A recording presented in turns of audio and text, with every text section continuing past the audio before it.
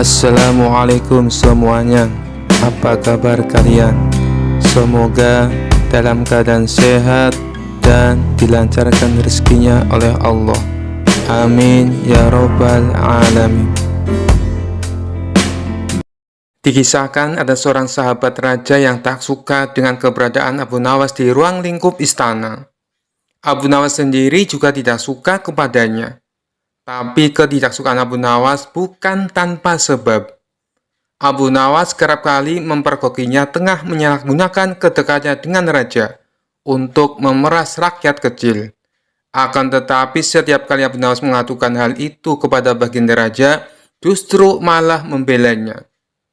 Baginda raja menganggap bahwa tuduhan Abu Nawas hanya karena ketidaksukaannya.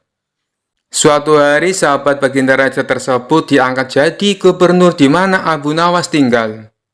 Hanya dalam waktu sebulan, Abu Nawas sudah banyak mendapatkan aduan dari masyarakat tentang perilaku gubernur barunya itu. Wahai Abu Nawas, gubernur baru kita telah bertindak semena-mena. Ia sangat kejam sama rakyat kecil, dan ia juga sering berbuat korupsi, kata salah satu warga. Engkau kan dekat dengan baginda raja, laporkan saja padanya Abu Nawas, biar dia dipecat, sahut lainnya. Dia itu sahabat raja, kalau saya sendirian mengadu, tentu Paduka lebih percaya padanya, ujar Abu Nawas. Lalu apa yang harus kita lakukan? Kita tidak mau terus-terusan tertindas oleh ulah gubernur baru itu, kata para warga. Mendengar keluhan tersebut, sejenak Abu Nawas terdiam. Ia memikirkan cara supaya baginda raja percaya kepadanya. Lebih baik kita ke istana sama-sama. Nanti di hadapan baginda raja, biar aku yang bicara untuk mewakili kalian, ucap Abu Nawas. Maka pada keesokan harinya, Abu Nawas dan beberapa puluh warga datang menghadap baginda raja. Melihat Abu Nawas datang dengan membawa orang banyak, sempat membuat baginda raja kaget. Ada apa Abu Nawas? Kenapa kau bawa orang banyak sekali? Tanya baginda raja. Mereka mau mengadukan bahwa gubernur baru yang Paduka angkat telah berbuat zalim. Ia semena-mena dengan rakyat kecil. Dan ia juga sering memakan dana bantuan yang seharusnya diberikan kepada warga miskin, kata Abu Nawas memberitahu. Spontan baginda raja kaget mendengarnya. Apa benar begitu? Tanya baginda raja kepada warga yang datang. Benar Paduka yang mulia, jawab mereka serempak. Kalian jangan bohong ya, setahu saya gubernur kalian itu adil dan bijaksana, ucap baginda raja yang tidak tahu kondisi sebenarnya. Melihat hal tersebut, Abu Nawas segera maju ke depan.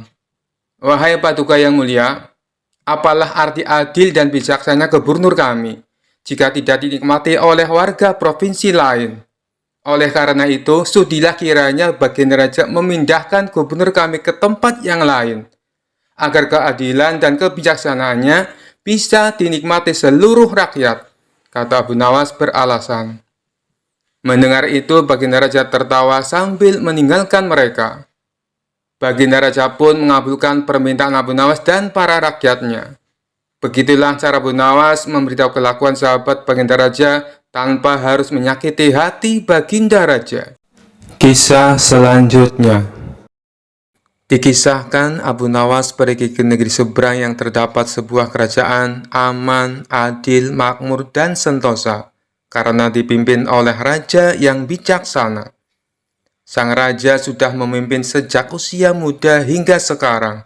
Di masa tua belum pernah digantikan oleh siapapun. Dan rakyatnya tidak pernah keberatan karena raja memerintah dengan adil. Suatu hari raja merasa jenuh. Dia ingin istirahat menjadi raja selama setahun. Namun uniknya tidak menyerahkan posisi raja kepada anak keturunannya, tetapi malah mengadakan sayembara untuk mencari sosok yang pantas menjadi raja. Disebarlah pengumuman ke seluruh negeri. Siapapun boleh menjadi raja, mulai rakyat jelata sampai kaum bangsawan. Tetapi ada dua syarat yang harus dijalani. Syarat pertama, dia akan dijadikan raja selama setahun. Syarat kedua, setelah menjadi raja selama setahun, maka harus diasingkan di sebuah hutan belantara yang dihuni ribuan hewan buas. Syarat pertama tentu saja bukan masalah besar, justru merupakan suatu keberuntungan. Namun syarat kedua membuat orang-orang yang berhasrat menjadi raja akan berpikir dua kali. Karena semua orang tahu seperti apa hutan belantara yang penuh dengan binatang buas. Karena itulah sayembara tersebut belum ada yang berani mengajukan diri menjadi seorang raja. Akhirnya datang seorang pemuda yang menyatakan kesanggupannya menjadi raja dan menerima dua syarat tersebut. Pemuda ini sebenarnya adalah pemuda biasa yang ingin merasakan bagaimana nikmatnya menjadi raja, karena selama ini ia hidup pas-pasan. Diangkatlah dia menjadi raja, dan mulai saat itu mendapat pelayanan layaknya seorang raja. Harta berlimpah, wanita cantik, makan dan minuman enak, serta fasilitas istimewa lainnya. Tapi sayang, ternyata ketakutannya akan kematian membuatnya tidak bisa menikmati semua itu. 3 bulan pertama dia mulai gelisah, karena umurnya tinggal 9 bulan lagi. 3 bulan kedua ia makin tidak tenang makan, tidur pun tidak nyenyak. 3 bulan ketiga, dia mulai menyesali keputusannya menjadi raja. 3 bulan terakhir, si pemuda makin stres berat, karena hidupnya tinggal beberapa bulan lagi, dan kesenangan yang dicari selama ini tidak bisa dirasakan. Ketika masa jabatannya sebagai raja sudah berakhir, lalu dibuanglah dia ke hutan belantara. Tidak butuh waktu lama, terdengar kabar ke seluruh negeri jika pemuda itu tewas dimakan binatang buas. Adanya peristiwa tersebut membuat orang-orang kian enggan melamar menjadi raja. Tapi ternyata masih saja ada pemuda lain yang ingin melamar menjadi raja. Diangkatlah pemuda kedua ini menjadi seorang raja. 3 bulan pertama menjadi raja, ia puas-puaskan berpesta, karena sadar hidupnya tidak akan lama lagi. 3 bulan kedua dan berikutnya, hari-harinya ia habiskan dengan foya-foya dan pesta pora. Bulan berganti bulan, pestanya makin gila-gilaan. Ia sudah tidak peduli lagi pada apapun. Dia hanya ingin bersenang-senang sebelum mati setelah jabatannya sebagai raja berakhir. Lalu dibuanglah dia ke hutan belantara. Tidak berapa lama terdengar kabar bahwa si pemuda kedua tewas diterkam singa. Tubuhnya dicabik-cabik dan jadi rebutan para singa. Peristiwa ini membuat banyak orang melupakan mimpi menjadi seorang raja. Mereka masih penasaran apakah masih ada orang yang cukup bodoh untuk melamar menjadi raja. Suatu hari Abu Nawas mampir ke negeri tersebut dengan tujuan menemui sahabat lamanya yang kebetulan merupakan penduduk di sana. Sesampainya di negeri itu, dengan penuh kehangatan Abu Nawas disambut temannya. Mereka berdua saling melepas kangen satu sama lainnya. Di sela-sela obrolannya, Abu Nawas merasa iba dengan kondisi sahabatnya itu. Ia kini hidup miskin, tinggal di gubuk kecil reot, hanya seorang diri. "Mana istrimu?" tanya Abu Nawas. "Semenjak aku jatuh miskin, ia pergi meninggalkanku," jawab sahabat. "Ya sudah, yang sabar ya. Yang penting kamu jangan tinggalkan sholat. Jangan lupa berdoa kepada Allah, agar Allah membukakan pintu rezeki untukmu," tutur Abu Nawas. "Alhamdulillah, aku tidak pernah tinggalkan sholat. Bahkan aku sekarang rajin berpuasa sunnah," balas sahabatnya. "Oh iya, ngomong-ngomong, mana nih makanannya? Dari tadi kenapa belum keluar?" celetuk Abu Nawas. "Maaf Abu Nawas, aku sudah tidak punya apa-apa. Aku sendiri kadang sehari makan, kadang tidak," ujar sahabatnya. Mendengar hal itu membuat hati Abu Nawas makin terenyuh. "Kenapa tidak mencari kerja? Upahnya kan bisa untuk beli makanan," tanya Abu Nawas. "Setiap hari aku keluar untuk cari pekerjaan, tapi belum juga dapat. Mungkin belum rezekiku," jawab sang sahabat. Kalau mau nekat sih sebenarnya aku bisa. Bahkan aku bisa menjadi raja dan kaya raya. Tapi itu hanya sementara. Setelah itu aku mati diterkam binatang buas di hutan belantara. Kata sahabatnya melanjutkan. Maksudmu bagaimana? Tanya Abu Nawas heran. Kemudian sahabatnya itu memberitahu tentang sayembara yang diadakan rajanya. Mendengar sayembara tersebut, Abu Nawas terdiam sejenak. Tiba-tiba terlintas di benak Abu Nawas sebuah ide yang cemerlang. Kamu ingin hidup kaya? Aku akan membantumu. Sekarang juga antaran aku ke hadapan rajamu. Aku mau mendaftar menjadi raja. Ucap Abu Nawas. Kamu gila ya? Jangan Abu Nawas, itu sama saja bunuh diri. Cegah sahabatnya. Sudahlah, turuti saja perkataanku. Timpal Abu Nawas. Maka diantaralah Abu Nawas ke istana untuk menemui sang raja. Ada perlu apa kalian datang kemari? Tanya sang raja. Maaf Tuan Raja, hamba Abu Nawas dari negeri seberang ingin mendaftar menjadi raja. Itu pun kalau Tuan Raja mengizinkan, ucap Abu Nawas. Oh, tentu saja boleh. Siapapun dipersilakan menjadi raja. Tapi ada dua syarat yang harus dijalani, ujar sang raja. Hamba siap Paduka Yang Mulia, tapi hamba minta satu permintaan. Izinkan sahabat hamba ini menjadi pengawal pribadi hamba, kata Abu Nawas sambil menunjuk sahabatnya yang berdiri di sampingnya. Oh, silakan saja. Saat menjadi raja selama setahun, kau berhak atas segala sesuatunya, termasuk mengatur semua prajurit kerajaan beserta para menteri.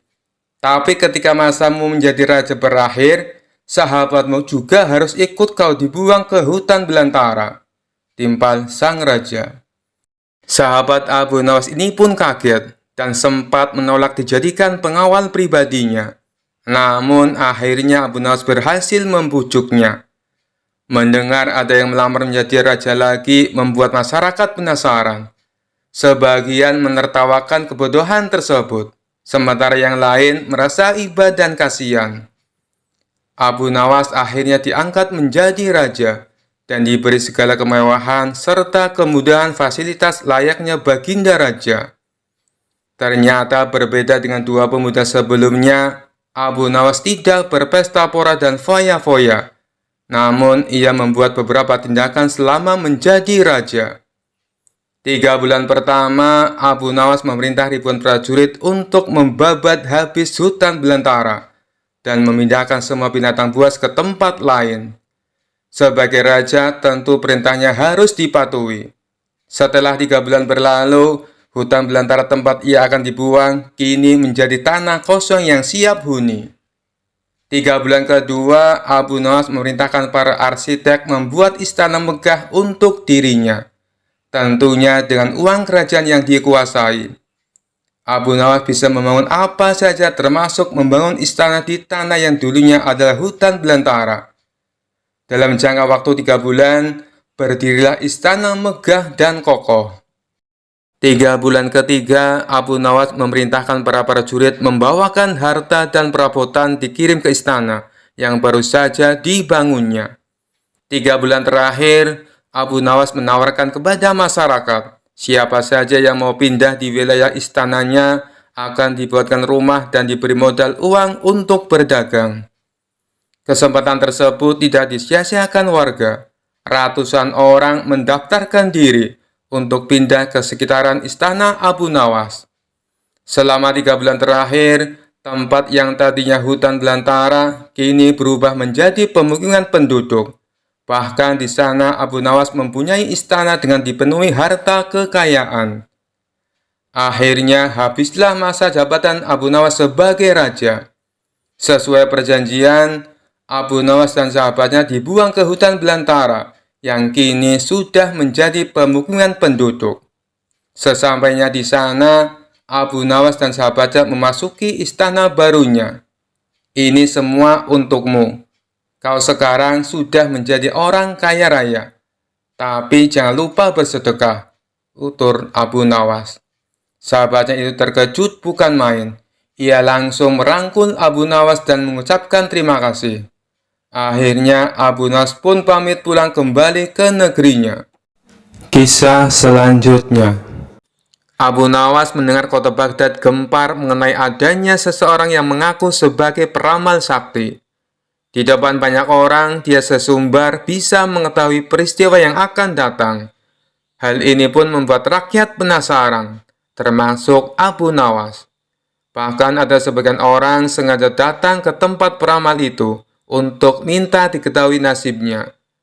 Dengan ekspresi layaknya orang sakti, orang tersebut memberitahu kepada pasiennya tentang nasib yang akan terjadi di kemudian hari. Orang yang mengaku sakti itu cukup pintar mengolah kata. Sebab apabila ramalannya tidak sesuai kenyataan, dia beralasan karena si pasien telah melanggar aturan, sehingga nasib baiknya tidak kunjung datang. Anehnya, ada saja orang yang percaya dengan bualan si peramal palsu. Alhasil, rumahnya kini banyak didatangi pasien yang ingin diramal masa depannya. Hal ini membuat Abu Nawas resah. Ia ingin sekali memberi pelajaran kepada si peramal palsu.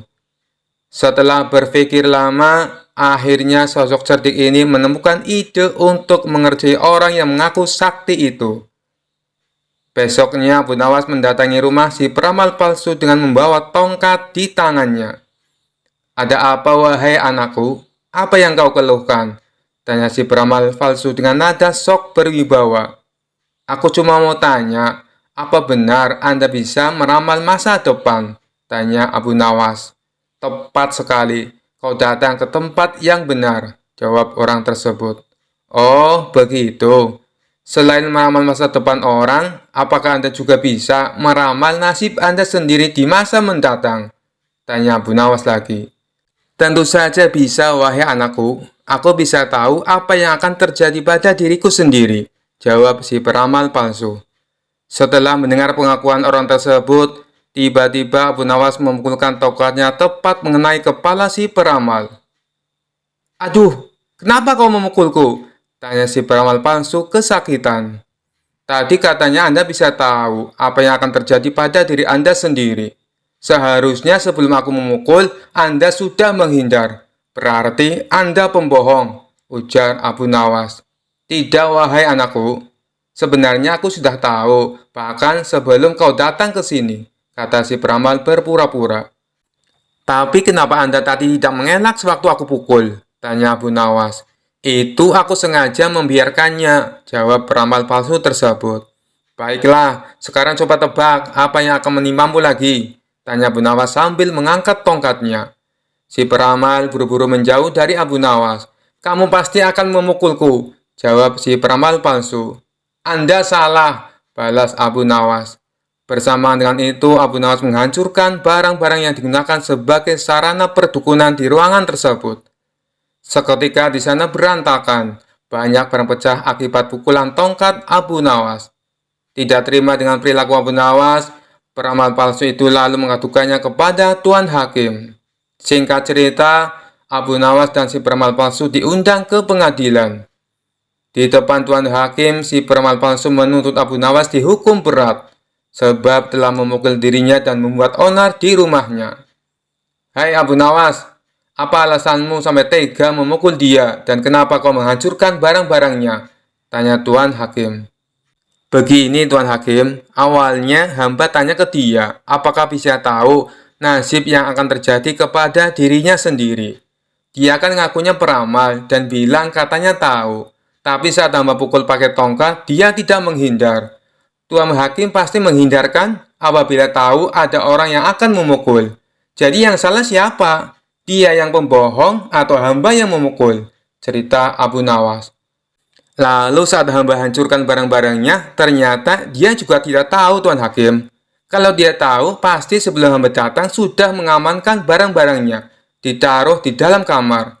Katanya bisa meramal masa depan, sedangkan masa depannya sendiri saja tidak tahu. Berarti dia pembohong," jelasnya.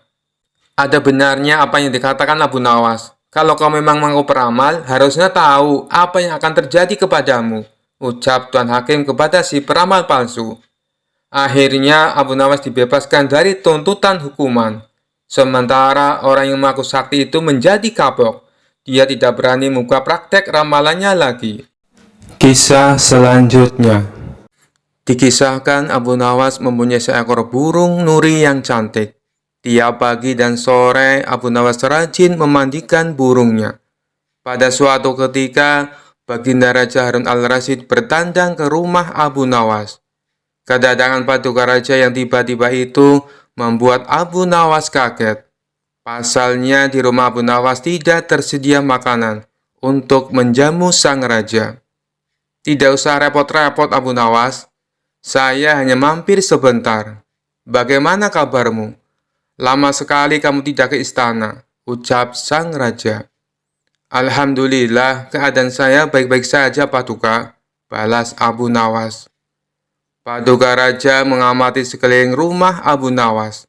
Saat matanya tertuju ke pojokan rumah, Paduka raja melihat seekor burung nuri di dalam sangkar. Kamu sekarang memelihara burung, wahai Abu Nawas? Tanya sang raja. Betul sekali, Paduka yang mulia, jawab Abu Nawas. Sang raja kembali berkata, burung kamu bagus, bulunya juga indah. Saya suka sekali melihatnya. Kalau kamu berniat menjualnya, jangan dia tawarkan kepada orang lain. Tawarkan saja kepadaku. Berapapun harganya, pasti aku akan membayarnya. Abu Nawas tidak menjawab, ia hanya menganggukkan kepalanya. Tapi dalam hati Abu Nawas berkata, mana mungkin aku menjual burung yang tidak berharga ini kepada Baginda Raja. Keesokan paginya, Abu Nawas datang ke istana. Dia datang dengan membawa burung nuri yang diinginkan Baginda Raja. Abu Nawas tidak ingin menjualnya. Dia ingin memberikan cuma-cuma kepada Baginda Raja. Tapi di pintu gerbang istana, dua orang pengawal menahannya. Mereka berdua adalah kepercayaan menteri istana yang dengki kepada Abu Nawas. Ada keperluan apa kamu datang kemari? Tanya pengawal. Abu Nawas menjawab, tempo hari Paduka Raja datang ke rumah saya dan menyukai burung saya. Oleh sebab itu, saya ingin memberikan burung ini kepada Paduka Raja. Salah seorang pengawal berkata, tinggalkan saja burung jelek itu di sini. Biar aku yang menyerahkan kepada Paduka Raja. Abu Nawas pun menurut. Dalam situasi seperti ini, ia tidak mungkin melawan. Tapi suatu saat mereka pasti akan mendapatkan balasannya. Kedua pengawal itu lalu menukar burung Abu Nawas dengan burung gereja. Setelah itu diserahkan kepada Paduka Raja. Paduka yang mulia, ini ada titipan burung dari Abu Nawas, ucap pengawal. Kurang ajar Abu Nawas, kata sang raja dengan nada penuh emosi. Sang raja merasa terhina dengan perbuatan Abu Nawas. Burung nuri yang diharapkannya, tapi burung gereja yang dikirimkan. Sang menteri yang dengki dengan Abu Nawas tersenyum puas melihat kinerja anak buahnya. Kali ini engkau pasti akan kena hukuman, wahai Abu Nawas, ujarnya dalam hati. Tanpa menunggu waktu, saat itu juga Baginda Raja mendatangi Abu Nawas. Hei Abu Nawas, kalau kau keberatan menjual burung nuri kepadaku, aku tidak apa-apa. Tapi jangan kau kirim burung gereja ke istana. Itu suatu penghinaan buatku. Kejam Baginda Raja dengan mata memerah menahan amarah. Abu Nawas kaget mendengar perkataan Paduka Raja. Padahal yang ia kirimkan adalah burung nuri sesuai dengan keinginan Baginda Raja. Tapi Abu Nawas tidak mempunyai saksi untuk membuktikannya. Sedangkan kedua pengawal yang menghadangnya di istana adalah orang kepercayaan menteri yang dengki kepada dirinya. Tapi Abu Nawas tidak kehilangan akal. Begini Paduka yang mulia, tutur Abu Nawas mencoba meredakan amarah Baginda. Di istana Paduka telah kemasukan dua orang penyihir. Baginda Raja bertanya heran. Penyihir? Yang mana wahai Abu Nawas? Siapa mereka? Abu Nawas pun menjawab, dua orang penjaga pintu istana, itulah penyihirnya. Mereka telah menyihir burung nuri menjadi burung gereja. Kalau Paduka tidak percaya, tunggulah besok di istana. Paduka akan menyaksikan sendiri betapa hebatnya sihir mereka. Saya masih punya burung satu lagi untuk Paduka. Sang raja bertanya, burung apa itu? Burung pipit Paduka Yang Mulia, balas Abu Nawas. Burung pipit? Kamu sendiri kan tahu, saya tidak suka dengan burung pipit, bentak sang raja. Sabar dulu Paduka Yang Mulia, besok pagi saya akan ke istana membawa burung pipit. Nanti bisa disihir menjadi burung nuri oleh kedua pengawal yang menjaga pintu istana. Pagi-pagi sekali Abu Nawas sudah tiba di istana. Dia membawa burung pipit. Di depan gerbang, lagi-lagi Abu Nawas dicegat oleh kedua pengawal. Ada perlu apa lagi kau ke sini? Hardik si pengawal. Sudah kubilang, Paduka Raja sedang tidak menerima tamu. Abu Nawas pun menjawab, maaf, kemarin aku keliru. Aku sebenarnya ingin memberikan burung pipit ini kepada Paduka, tapi aku keliru mengambilnya. Paduka pasti marah-marah mendapat kiriman burung nuri tersebut. Semua orang tahu Baginda Raja sangat benci dengan burung nuri. Baginda pernah tersesat di hutan gara-gara burung nuri sialan itu. Maafkan aku telah membuat Baginda Raja marah. Taruh saja di situ, biar nanti aku yang menyerahkan kepada Paduka, perintah pengawal istana. Terpengaruh bujukan Abu Nawas, kedua kaki tangan sang menteri itu pun menukar burung pipit dengan burung nuri. Setelah itu mereka menyerahkannya kepada Baginda Raja. Keduanya bersukaria karena sebentar lagi Abu Nawas pasti akan mendapatkan hukuman yang berat dari sang raja. Paduka Yang Mulia, ini ada kiriman burung nuri dari Abu Nawas, ucap salah satu pengawal. Sang raja terperangah kaget. Ternyata benar apa yang dikatakan Abu Nawas. Kedua pengawal ini bisa menyihir alias menggelapkan barang yang bukan haknya. Ini burung nurinya. Lalu kemana burung pipitnya? Sindir Baginda Raja, yang langsung membuat wajah kedua pengawal itu pucat pasi.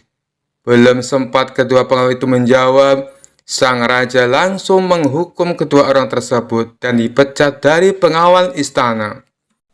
Kisah selanjutnya. Dikisahkan suatu hari Abu Nawas kedatangan tamu orang ateis untuk mengajaknya berdebat.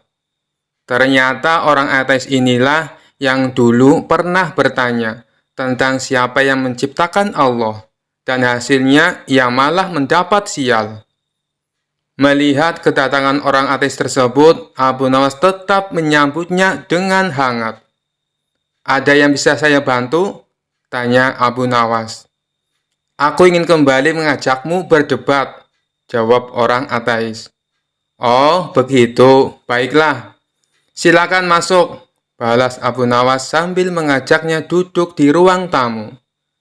Setelah keduanya duduk di kursi, Abu Nawas berkata kepadanya, sekarang beritahu aku, persoalan apa yang ingin kau debatkan? Orang ateis pun mulai dengan sebuah pertanyaan. Wahai Abu Nawas, menurutmu, apakah Allah Tuhanmu yang menciptakan alam semesta ini? Kata orang ateis. Ya, benar, balas Abu Nawas. Baik, wajarnya kalau orang bekerja pasti akan merasakan capek.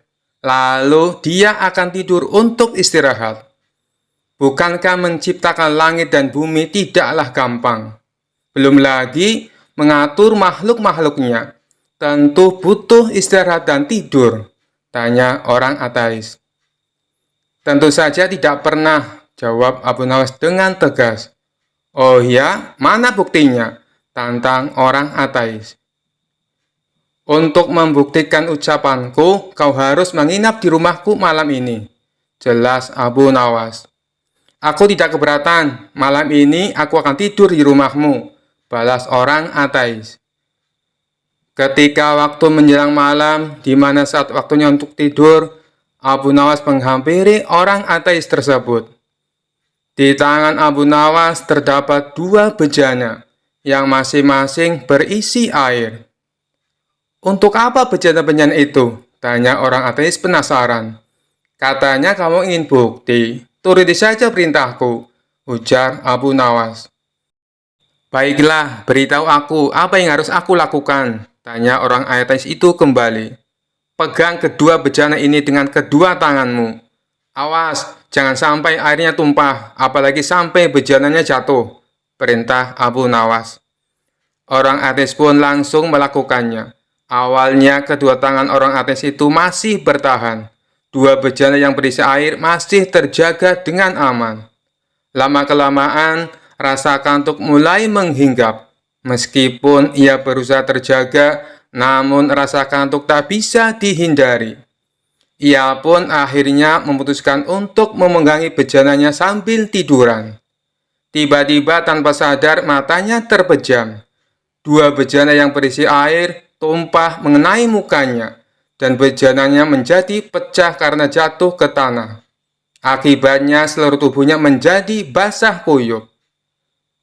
Keesokan paginya, orang ateis itu menanyakan maksud atas perintah Abu Nawas tersebut. Abu Nawas lalu menjelaskan, dua bejana yang kau pegang, aku ibaratkan langit dan bumi. Seandainya Allah tidur, meskipun hanya sedetik, niscaya langit dan bumi akan hancur, seperti yang kau alami tadi malam. Mendengar penjelasan tersebut, orang ateis itu pun terdiam, sambil merenungi perkataan Abu Nawas. Sekian dulu perjumpaan kita kali ini. Sampai bertemu lagi di kisah-kisah selanjutnya. Terima kasih yang sudah subscribe dan setia menonton channel ini. Wassalamualaikum warahmatullahi wabarakatuh.